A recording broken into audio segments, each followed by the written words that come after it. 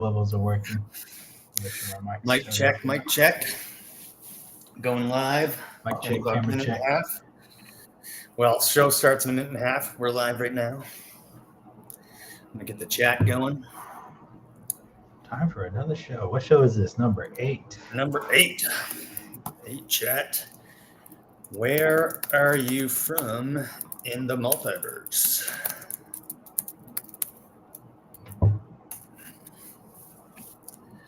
Multiverse. Let us know, and we'll shout you out. Right. Are you gonna drop that on the live stream? Probably so. Nice. When the time's right.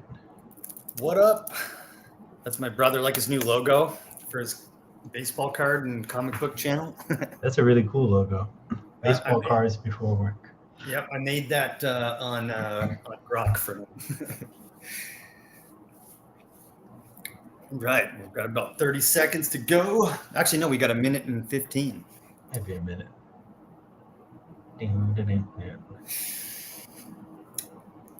I briefly have a quick baseball card memory.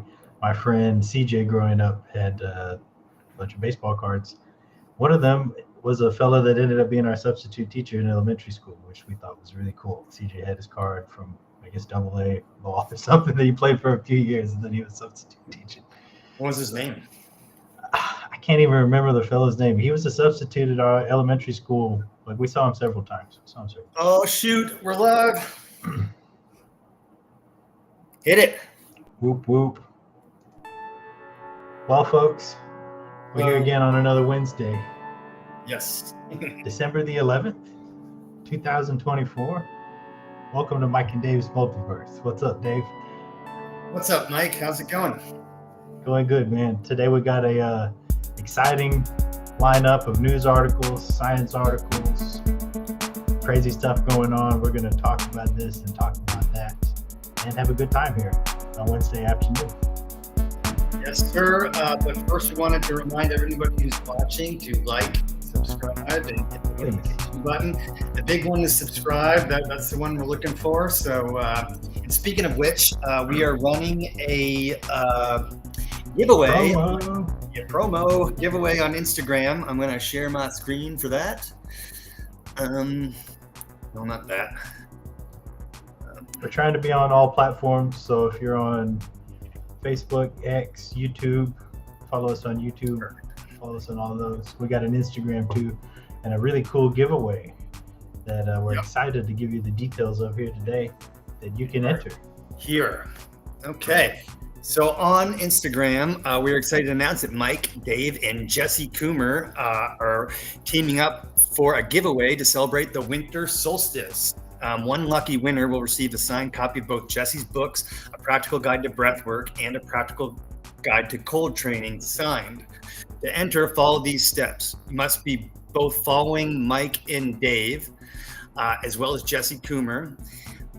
You must comment on this post, tagging 3 friends you think would like both our pages and like this post. There's a bonus entry. If you follow both of us on YouTube, you get another entry.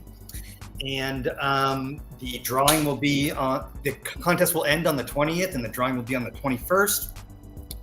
Please check out our Instagram at Mike Dave's Multiverse for more information on the giveaway, and go ahead and sign up. We'd love to have more followers. And Thank go you. end screen.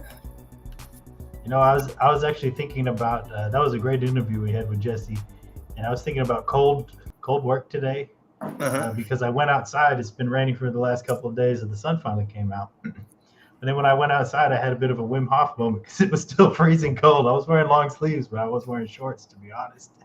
Yeah, it got cold in Georgia this week, and to people in the Northeast, they might not think it's cold, but it is a little bit chilly here. And, you know, we didn't get to talk to Jesse too much about the cold training, which we're actually hoping to bring Jesse on again to ask more questions about breath work and cold training on another time. So, Jesse, if you're listening, you're welcome to come back on. Yeah.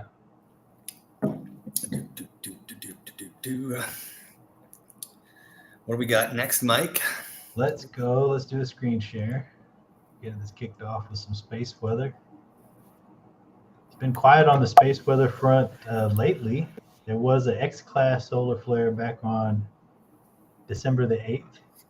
And I think Dave's got a little bit pulled up about that, but I'm just going to show the last, 24, 48 hours here. Mostly quiet on the sun.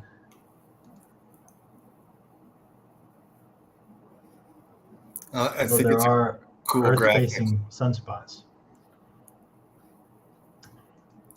Yeah, these different colors correspond to the different frequencies that they're imaging the sun with. Got it. Yeah, I have different filters for mine. I've never actually used it for the sun, though. I'm scared. So did you want to pull up the links from the flare the other day? Yeah, let me do that We're hitting quick. solar weather. Yeah, let's do that. All right. So the first thing I'm showing is actually just this Aurora dashboard on the same. Can you guys see that? Sorry. Mm-hmm. Yeah. So this is tonight's Aurora forecast. And I just wanted to show this as a tool if you're interested in solar weather. Up here where it says R2 moderate, you can scroll down. R means radio blackout impacts, which is cool. There's a moderate warning for radio blackout impact. That's 24 hours. The next is solar radiation storm impacts.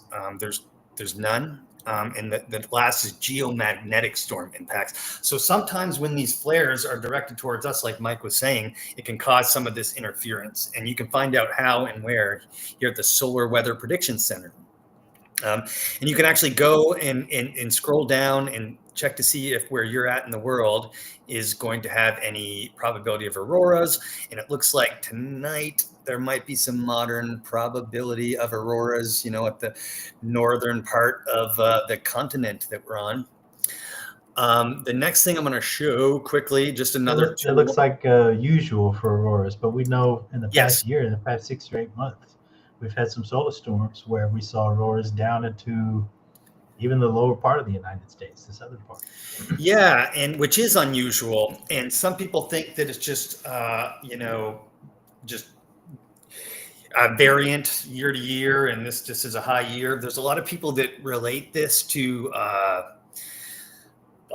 magnetic pole shifting, which I'm not going to bro science on, but we'd love to have, if anybody knows a lot about magnetic poles shifting and its impact on our magnetic protection system on our planet and how it protects us from solar flares, that would be great if somebody wanted to talk to us more about that. Let me replace that screen with another one from the same site, Space Weather Prediction Center. So December 11th solar activity update. 3 particular spot groups of interest. It's showing them there. The flare forecast, combined flare probabilities led to a forecast for a 55% chance of an R1, R2 minor to moderate activity through December 14th. So not much, just possible radio impacts. And that's it. That's all I got on that. All right, let's see if this swaps back. I'm going to stop. I'm just going to stop mine. Yeah, let's see if mine. Anyone else in the chat? I think there, baseball cards before work said, I think there needs to be an app for solar weather. I think there probably is. So talking about solar weather, I thought this would be a simple answer to the question, what's the period of rotation of the sun if the sun's spinning around, right? Well, it turns out the sun is not even a completely solid body, mostly composed of plasma. So different latitudes on the sun are actually rotating at different velocities. So I guess it's going faster around the equator. That would kind of make sense. The sunspots are actually sliding around the middle of the sun a little faster than the rest. This is just a Wikipedia article for solar rotation. That's interesting to me. So different parts of the sphere are spinning at different rates. Yeah. Now from this video, it appears to be slow enough that it all appears as one mass, but I guess things are going at a different velocity profile depending on latitude. I like the moon transit there. That's how we look for planets similarly, just from way further away. In the scale. Yep. Now this is a 5-year time lapse footage of the sun. Cool. Brittany's here.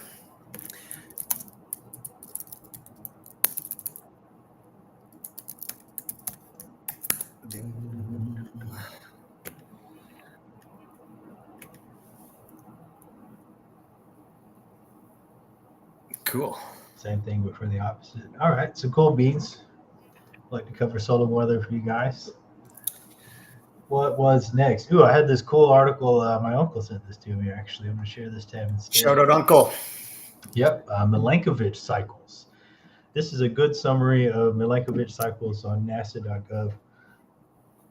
Basically talking about long-term periodic changes in the Earth's climate going into and out of ice ages, and about how it correlates with changes in the Earth's orbit, changes in the eccentricity, obliquity, and the precession. So I don't want to go too deep into all that, but this article has 3 really good animations. So first, we're going to look at changes in the eccentricity of the orbit, greatly exaggerated. Sure, but it gives you the idea. Yep. I wonder how much this is taken into consideration for like younger Dryas, as well as civilization, ancient civilizations, how that, That's a really good question. And I'm zooming to the part where we're talking about eccentricity slowly decreasing and approaching its least elliptical or most circular pattern in a cycle that spans about 100,000 years. So 100,000 years on the eccentricity. Yeah. Next is the tilt. It's a really quick animation. This is the precession of the equinox? I thought it was at first, but that's actually the third one, because this looks like... it does look like it. I guess this is purely tilting on one axis versus rotating. So it's not spinning. It's just, yeah, okay. Yep. And this is supposed to have a 41,000 year period. Wow.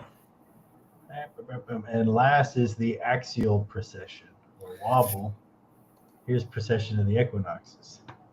Yeah, and this is actually what causes, like, this 26,000 year cycle basically causes the stars to rotate around the galactic plane, I guess, above the horizon at nighttime. Okay. So it changes 1 degree every 72 years. And over the scale of over 26,000 years, it does a full rotation. And ancient civilizations, the Mayans, the Egyptians, most of them knew about this. They were able to measure this 1 degree of change every 72 years. Wow. That's impressive that they were able to measure it with such resolution, or calculate it down with such resolution. Yep. And the fellow that researched this stuff was, of course, named Milankovitch. That's why they call Milankovitch cycles. I honestly did not know about the other parts. That's cool. Yeah. So what's next? Here's an article that Dave sent me the other day, actually. Share this tab instead. Oh, yeah. This was cool. So we'll shift from basic earth sciences here to a little archaeolinguistics. This is an archaeolinguistic study that was done, I guess, with the help of AI. Mm-hmm. Ancient texts reveal how Mesopotamian humans experienced emotions in their bodies, or I guess described experiencing emotions in their bodies. Right. Multidisciplinary team studied a large body of text to find out how ancient Mesopotamians experienced emotions in their bodies by analyzing 1 million words in the form of cuneiform scripts. So they basically took a data dump of all these cuneiform scripts. And I guess how what are phrases in our common tongue, Dave, like green with envy or whatever? They analyzed it looking for all that stuff. Right. Yeah. And then they were able to kind of come up with an idea of where these people thought they felt their emotions in their body. Yeah. And what surprises me is I guess they can compare this to modern texts, I don't know, from Shakespeare to today or whatever. Okay. Apparently we get angry in our upper body today, and it's mostly on our head and shoulders and arms, versus the Mesopotamians used to get angry in their legs. Why is that? I'm going to try to get angry in my legs from now on. That's funny. What else we go? Happiness. Also, the Mesopotamians were very keyed in on associating certain organs with certain emotions, like happiness. For some reason, they knew it was all about the liver. That's peculiar to me. Huh. Almost makes you think that maybe we have lost track of some things that they knew. I don't know. A lot of people think that. Because if the liver is sort of the seat of metabolism, and when your metabolic things get out of whack, I don't know. I'm just speculating. And the corpus linguistic method is what this is called, developed over many years. That's interesting to me, though. That I wonder. I'd like to see like the study itself, just to see like how they did it. But Kind of the parameters, like how close are they looking for first the keyword of anger, and then what's the next closest body part? And I think they point out in this article that a lot of the text they were using, some of it was a little more, I don't know, technical or bland in nature. Some of it was like inventory lists for the kings. It was important to keep inventory of your grain storage, I guess. So. Yeah, it just goes to show you, though, that like, they're humans like us, but their experience could be totally different, and their idea of, or it could be the same or different or just varies. Like how it may be people in China experience their emotions differently, like in different parts of their body than we do here too. Who knows? I'm just thinking of like a different culture. I think culture has a lot to do with it. Now, I'm just noticing this. I think this might be why the next article was recommended. The article I just showed was by research in Finland, and this next article also by the PET Research Center in Finland, showing these are actual. Now this is more quantitative PET scans of people listening to various types of music. I guess they did PET scans of their body to show what emotions evoked in the body. Super interesting. Pretty sure that's a pretty short blurb. I think the picture really says it all. Depending on the type of music, sad or scary, aggressive or happy, or danceable. And I don't know, if I sort of squint and look at maybe the scary, definitely the scary, and maybe the tender or aggressive, different types of music, kind of reminded me of chocolate. Oh yeah. I'm just saying. As soon as I saw that, I was like, I've seen this before somewhere. Oh, of course, it's the classical description of the seven chakras. Exactly. I claim to be an expert in all that, but that's what brought that to mind. If anyone is watching or does watch and knows anything about the musical or vibrational connection to different types of music and chakras, that'd be cool to talk about too. I think that's interesting because you can go on YouTube and see these hours-long videos saying, "Oh, this is at 528 hertz. It's going to heal you or whatever." It's a little bit funky. It's a little bit woo-woo. I think what that study was showing that maybe it has to do with the intention of the music or the beat of the music, if it was danceable, right? Because, or maybe that's the next study they need to do. If it's a danceable song, but it's in a different key, does it have a different effect? I don't know. I know that there is studies behind binaural beats that say that they actually do work in some way. But that's a whole other ball of wax. We're going to have to save binaural beats for the After Dark episode, for the Out of Body episode, which is forthcoming. Sounds good. Yeah, the After Multiverse. For all our followers. For all our followers are here, thank you so much, by the way. Yeah. Did you want to do the new humans next? Or, find that. Yeah, let's do it. Anyone joining us live that's new to the chat? What's up? 15 minutes in here on a Wednesday afternoon. New species of hominid identified by the skeleton, Homo juluensis. These remains were discovered in China. Big head. Well, yeah, larger than average heads. Large heads. I wonder if that meant they had bigger brains. Who knows? These fossils, they say, came from the Middle Pleistocene epoch, roughly 300 to 50,000 years ago. So existing at the same time as modern human. Lord of the Rings, baby. Yeah, we talked about that a little bit in last week's episode. Yeah, and it's definitely part of, the theme of the show, right? Is that we don't really know our full history, human history, and the history of our past. And maybe some of it's been hidden from us. Yep. What was this one? Oh, yeah. Same one. Set a better diagram. Yeah. The variance in head sizes, I don't know if I don't know if it correlates with brain size or not, or even if that would even correlate with brain power. The bigger the brain, the better. I don't know that. I don't know that. Mm-hmm. You're zooming in a little bit. Just wondering out loud. And they say widespread through much of Eastern Asia during the late Quaternary. I think we're going to keep finding more and more of this stuff. Yep. We're just not a whole lot of other details on that one. We're just scratching the surface of like archaeological discoveries, I think. We just found all the stuff on the surface. which is why we're here to bring you content on this channel. Yes, sir. Share this one instead. Wait a minute. Let me stop actually. And go to... Where did it go? Yep. I just wanted to say like and subscribe. That stuff's all super important to us. And also head over to Instagram for our giveaway of 2 of Jesse Coomer's books. All you got to do is follow a couple times and yeah. Check it out. Instructions are on Instagram. Well, I had notes at one point. I had notes in here about this series, large meteorite, but asteroid. It should be in this side there, right? No. Oh, I don't even know.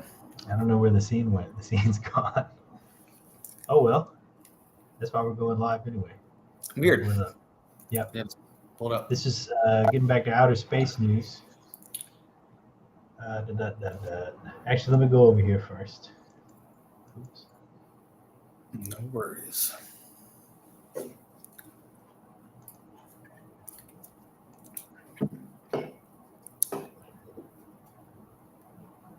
So Sirius is a dwarf planet located in the asteroid belt between Mars and Jupiter. And the image that I'm showing shows approximate location of the orbit and the axis of it when viewed from the side there on the bottom. Cool. It's actually the largest single object in the asteroid belt and alone accounts for 1/3 of the mass of the asteroid belt. And it's also the second highest water-containing body in the solar system behind Mother Earth. So interesting. This is an interesting rock that's flying around, halfway between Mars and Jupiter. It turns out there's a lot of frozen water on this asteroid. Containing and now organic matter that may support life. They're not saying they detected life, but they have detected organic matter. And basically what this article describes is 2017 NASA Dawn mission detecting organic compounds near the Ermutit crater. This is a funny name for Ceres. And this ignited a debate over the origin. So basically you had 2 options. The organic material either came from Ceres or it didn't. So if it didn't come from Ceres, it would be concentrated on the surface where some impact with another organic containing meteorite would have hit it. And anything that was concentrated on the surface would also be exposed to the maximum solar radiation and solar degradation over the years. The other option is that it's remnants of organic material from the past that is somehow frozen in undersea or like underground formations, frozen formations underground on Ceres. And that's what they believe now is the case, that they are finding stronger signature of organic material where there's a hole in the ground. Basically, the deeper in the ground they are, the stronger signature of organic material. That makes sense. And, we know about extremophiles here on this planet that can exist. Life can exist, without sun, without, access to everything that we thought life needed. Yeah. So there could be some extremophiles there. Or remnants, tardigrades, like tardigrades. Here is the other slide I had about Ceres. I think there's really dust covering what's mostly ice for the mantle, and then a solid rock inner core. Cool. So if there's a lot of ice, there could be some water hidden underneath that they cannot detect or measure as of now. Wouldn't be the first thing they found water on recently. No, and I have a feeling it's everywhere in the at least in the galaxy. So that's cool. I didn't know that Sirius was the largest, besides Earth, body carrying water in the solar system. So cool. Yep. Hopefully some future studies there. All right, next, sticking with outer space, science alert. Best meteor shower of the year coming up is the Geminids. They're back. They're better than ever before. Yeah, You're looking out for the Geminids a little bit Geminids. last week. You got them? Did you call them on the cell phone?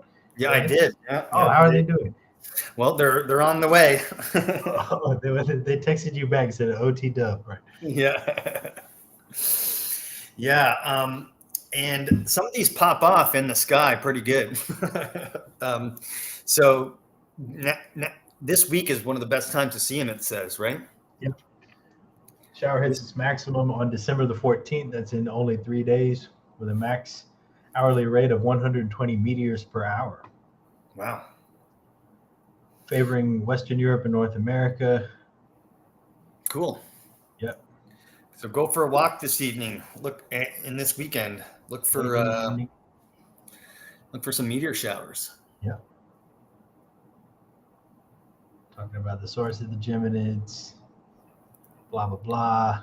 All right, and I think we're already seeing evidence of the Geminids. Here's an interesting blurb from yesterday. Yeah, Tuesday morning. Share this tab. We're on this video. Let's turn the volume up on this one. Eyes to the sky is going to be the theme for basically the rest of this episode. So, yep. what you think you're dealing with here on the multiverse. So did you hear a loud boom or see that bright flash of light around 4 o'clock this morning? Many Hoosiers did, and they had some different theories about what it was. As Karen Campbell tells us tonight, this rare event has a simple explanation. An unusual phenomenon captured on doorbell cameras from Hoosiers across central Indiana. A fiery light streaking through the sky, followed by a loud boom. The first video I saw, I thought a transformer had blown. Experts call this a rare meteor event. Normally, this is just small particles that kind of enter the atmosphere, size of a grain of sand or maybe up to the size of just like a pea or something like that. Very, very tiny. And these are left behind by an asteroid that orbits the sun, leaves these particles behind, and the Earth's orbit passes through those particles and they burn up in the atmosphere. 13 News spoke with Dr. Aaron Shaw. He's the director of the Holcomb Observatory and Planetarium at Butler University. The fireball that we seem to have seen in everyone's doorbell cameras at 4 a.m. this morning, that must have come from a much larger piece of material that enters the atmosphere, something maybe the size of, I don't know, a meter or 3 feet or so, right?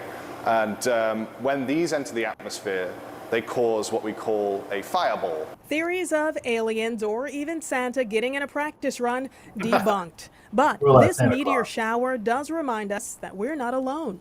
There are millions and millions of, dust particles and mini rocks and asteroids and all these kinds of things in our solar system. It doesn't mean that something bad is going to come our way necessarily. There's, most of this debris is very, very tiny particles that pose absolutely no threat to the Earth. It's really, really cool, and we're really lucky to have caught this. A fascinating light show that has many Hoosiers waiting for the next one. Karen. And we'll have the doctor on the show next week, of course, to discuss this. Of course. Most pose no risk to us whatsoever, right? Most of them. That's funny. Not all of them. So if it wasn't a meteorite in the sky, let's say you saw something funny in the sky recently, I'm just saying maybe. Yeah, apparently that's been going on, right? It could have been one of these Jetson personal aerial vehicles. Have you seen this, Dave? This is off the chain. This is why Jetson. Yeah. $128,000. So at least to own. These things are wild. You can literally order one of these bad boys. Some people are suggesting that this is what we're seeing in some major cities around the world right now. This is basically a large quadcopter, aka drone. Some people call them drones. And with the advent of that, You know what, Dave? I think we've entered the drone zone. Oh, shoot. Oh, Drone zone. I gotta stop sharing this. All right, we're ready. 3, 2, 1. Trying to play the song and it's not playing. Oh wow, epic fail. Hey, we had a song prepared for the drone zone segment because this stuff is getting wild with drones. I don't know if It you've is. been hearing about drones. Check out this footage. I wonder why that was muted. I sent this to Mike the other day just because, like, there's a lot going on right now, talking about UFOs and drones and stuff like that. But I just wanted to show that, like, there could be asteroids, could be Starlinks like this. Now this is footage that's sped up 64 times. I think that's cool how they're getting footage off people's doorbell cameras too, though. That's kind of neat. Yeah. Yeah. So this stuff's going through the sky all the time. And so are asteroids, especially meteors during this time of year. And I just wanted to show this for some perspective before we go all in on the drone zone. There's been a rash of drone sightings. Well, as fate would have it. So just to rewind on this show, we covered a congressional UFO hearing the other week. Mhm. And then we were like, yeah, but we're not going to talk about this type of stuff every week because it ain't really going on that much. Well, lo and behold, a week after that, massive waves of drone/UFO sightings started in Great Britain, Massive. spreading over to New Jersey, a few other states, Texas, I forget, Arizona, I think had one, maybe Colorado, here and there and everywhere. And this Also kind of has cool. an effect. People start looking up, they start seeing more airplanes and taking more phone camera videos. True. Of airplanes, right? True. Some of it's being contested. Yeah. I share this And tab. This is I'm pretty thinking wild. most of it is probably not UFOs, but some of it could be. This is wild too. What Mike's about to show. Go back to this. An hour ago, I think these scenes is breaking. while the song is playing. Anyhow, This is breaking news. this is hilarious.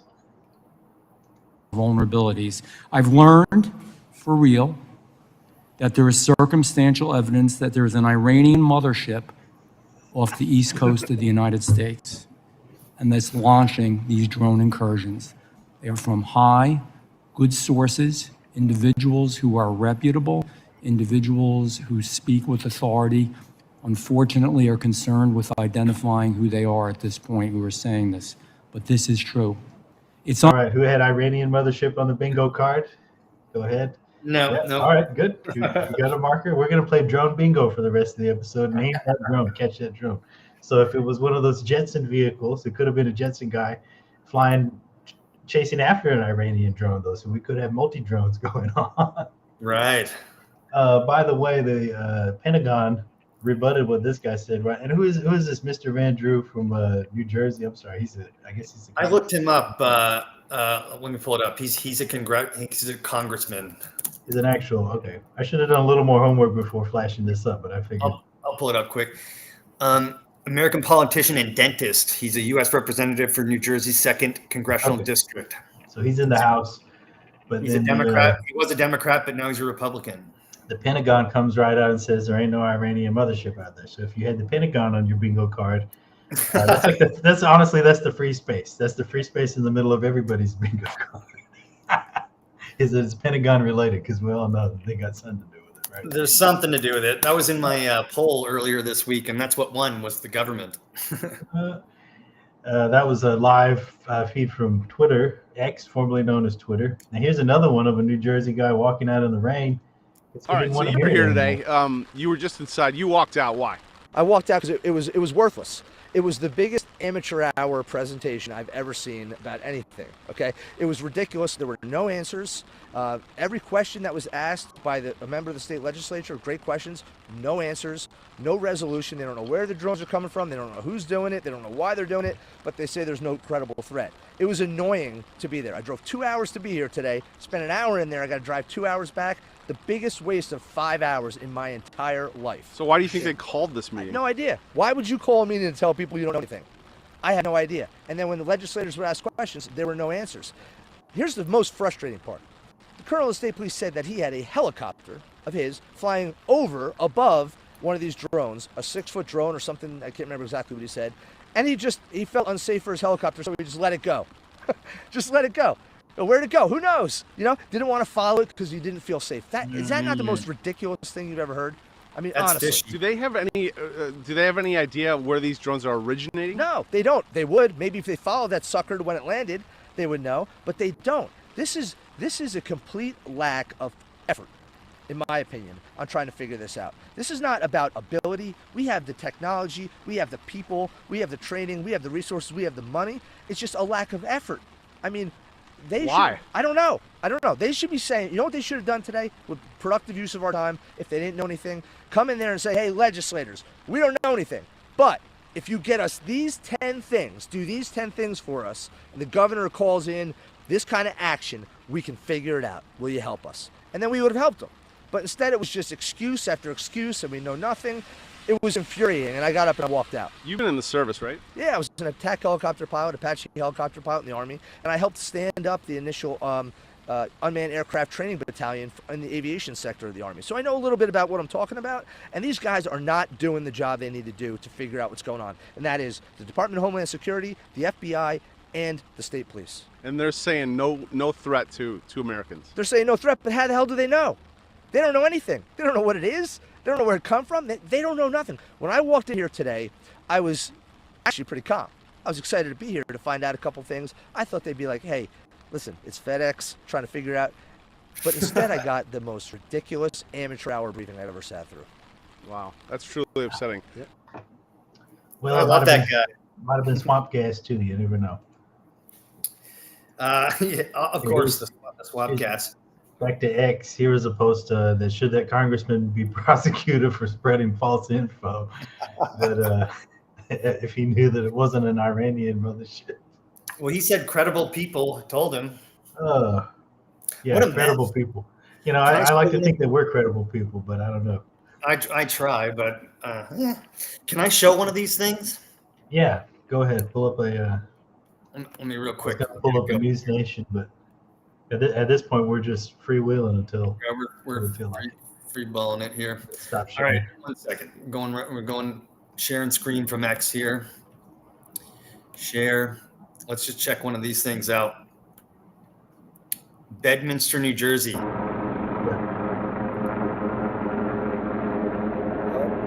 You can hear the propellers. It's definitely a drone.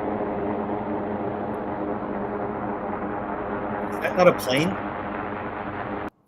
Coming down? Let's see what else we got. That sounds like how I imagine a big drone would sound. Here's one on a door cam. Check those out. This is also New Jersey. Weird. Those are moving weird.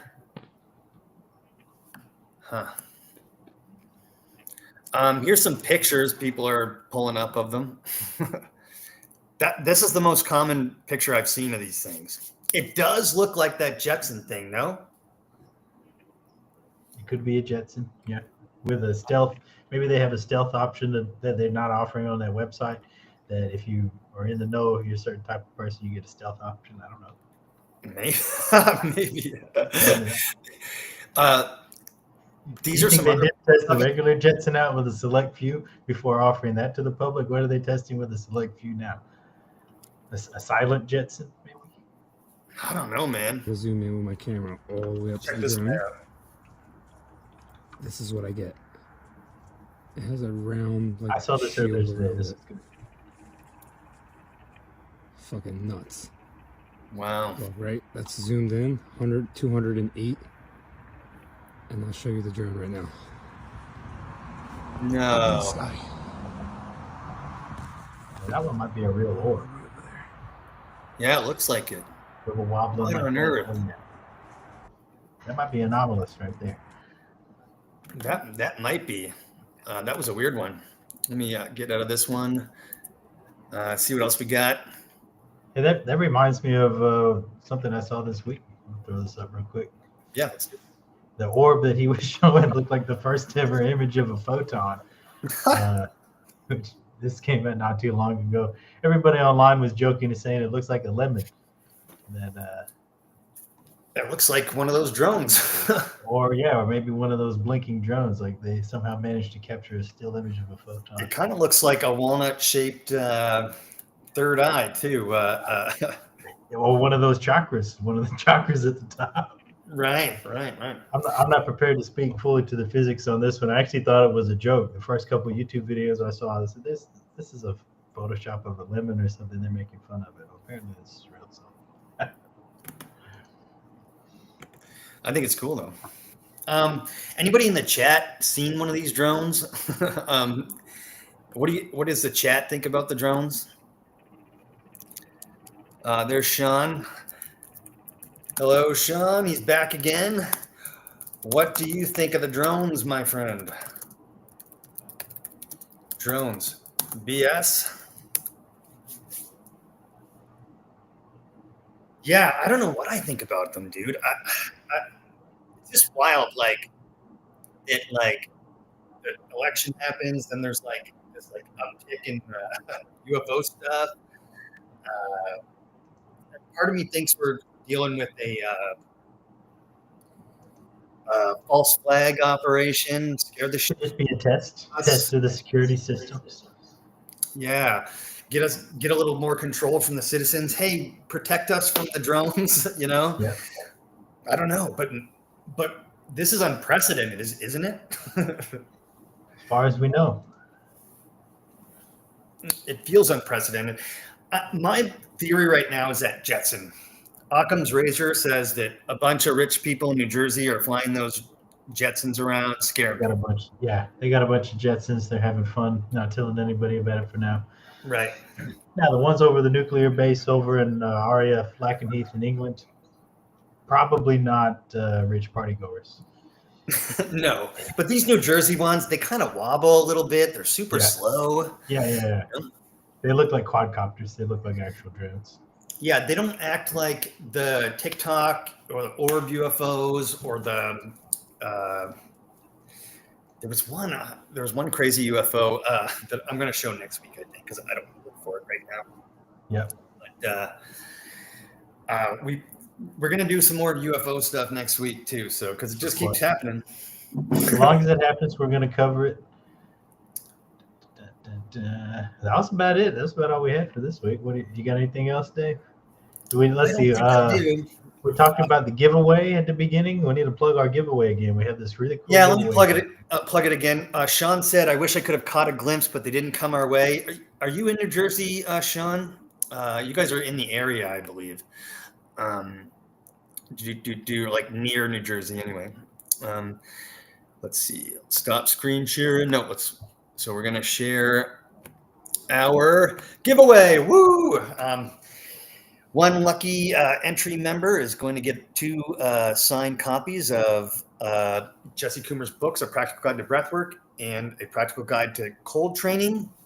If you just follow our enter instructions on Instagram, and we'd love to have more entries. We've got a bunch so far, but the more the better. Yeah. So thanks everyone for liking and subscribing.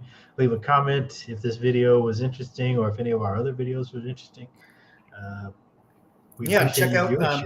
Also, we got 2 banger of interviews that are coming out for our series Humans of the Multiverse, episode 3 and 4. You guys can look for episode 3, Walt, on Friday. It's all ready to go. We're just waiting to drop it for you guys. Yeah. And we just did another one today that will be ready for next week. So looking forward to giving you guys more content. All right. I'm going to try to play the outro song. The music quit working about halfway through the show. I tried to play a drone song. It didn't work. It ain't playing right now. Womp womp.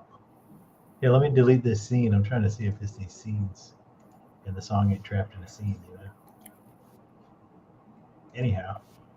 Let's just play My Cousin Dan instead. Yeah, we'll go out on that song. Thanks for tuning in to the show, everybody. Yes. Thanks so much, everyone. I'm late for work again. And I'm feeling good. Eyes to the skies. 'Cause I just got stoned. I think I'm quitting my job today. I'm gonna get my tips. Then I'm gonna walk away. I'm gonna find a new job. Then I'll take some time off to learn and burn.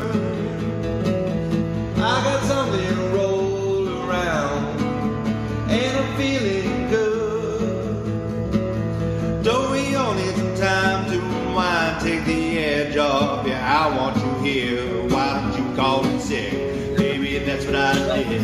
Baby, that's what I did. Don't it make you wanna do, honey? Don't it make you wanna do something for you? Baby, we got a few $100 between the two of us. That should be enough if we really cheat. All right, guys. Good night. See y'all next time.